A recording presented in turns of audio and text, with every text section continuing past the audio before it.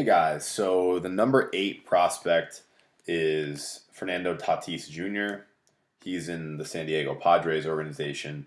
And as far as loading sequence goes, really from here down, he has one of the best swings that I've really seen. He does an awesome job with, his load, getting into his back hip, staying into his back hip for a really long time, landing calmly with the ability to adjust. But really, I just don't like his upper half at all. And really, because that on almost every ball we see him swing at, he swings and tries to hit the ball in the location that he sees the ball rather than getting his bat in the way of the ball. So you can kind of see here in this pitch, he's doing a lot of reaching out towards this.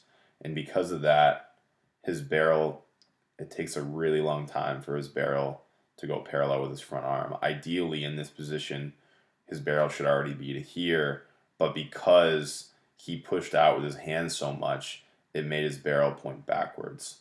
So let me kind of show you that one more time. So once he gets going, instead of holding his hands like back even with his shoulder or behind his shoulder in the beginning of the swing, he pushes forward right away.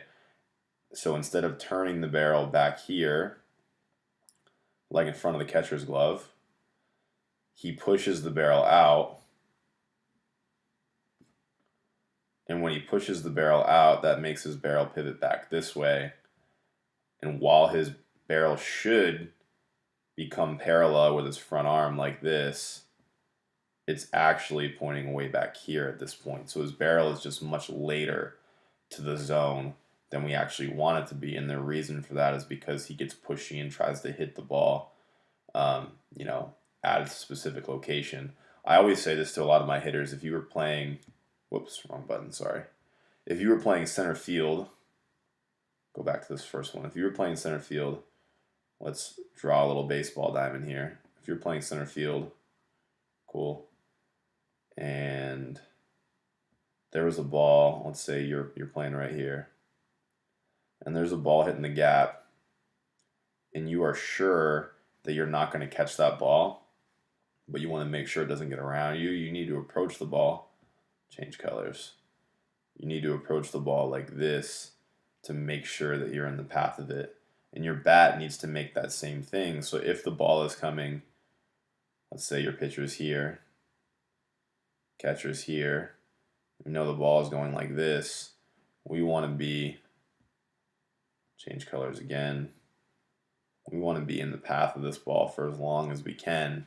So, in short, what Tatis is doing is where I'll do another color change. What Tatis is doing is he's trying to take his hands out and hit the ball where he sees it, where he needs to turn it back behind him and get it in the way of the ball. And because of that, his barrel isn't turning as quickly as it needs to.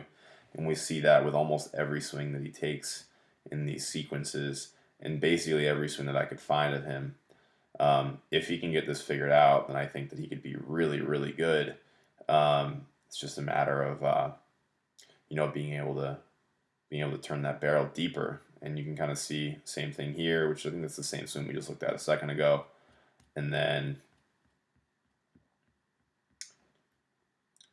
almost every swing he takes, he tries to reach way out, which turns his barrel back, not looking like we want it to, and as a result, not that he's done poorly. I mean, he's the number 8 prospect in the major leagues right now, but certainly not as dominating a hitter as he could be. I think that he's probably there more for his shortstop play than he is for his hitting, but if he could figure this out, then it could really push him to another level. And we see the same thing here. He turns his barrel and flattens it out back behind him, but you can see how long his front elbow gets here, which makes his bat, or how long his front arm gets here, sorry, which makes his bat point back and really just delays him to contact way more than it needs to be. So this forces him to swing earlier than he wants to and makes him to commit to pitches before he really should. So if I were to kind of compare that, and I'm going to just use Machado again. I used him in a video before, but I'm going to use him just as a comparison to kind of match up and show you the difference. What I mean when I say, like, getting around the baseball when you're hitting it I know that sounds crazy to a lot of like old school guys, but you want to get your barrel in the path of the pitch rather than try to get your barrel to the pitch. And I think Machado does an excellent job of that. So let me find that first one that Tatis was doing, and we can kind of compare it here. Yep, right there. Okay, so you can see Tatis really reach towards the ball, and you can see Machado keep his elbows apart and turn through the ball. You can see how bent his arms are at contact there. And this is essentially, so you can see that Machado is basically parallel with his bat and his forearm right there. And he's still parallel with his bat and his forearm right there. So this whole region right in here, and even after that, are areas that he can hit the ball.